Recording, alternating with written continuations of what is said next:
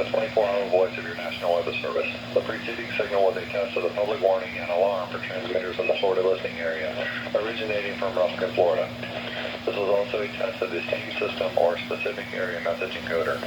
The same system will alert only the county or counties affected by a particular warning. These tests are conducted each Wednesday between 11 a.m. and noon, and again between 6 p.m. and 8 p.m., unless severe weather tests. This concludes the weekly test. We now return to regular program.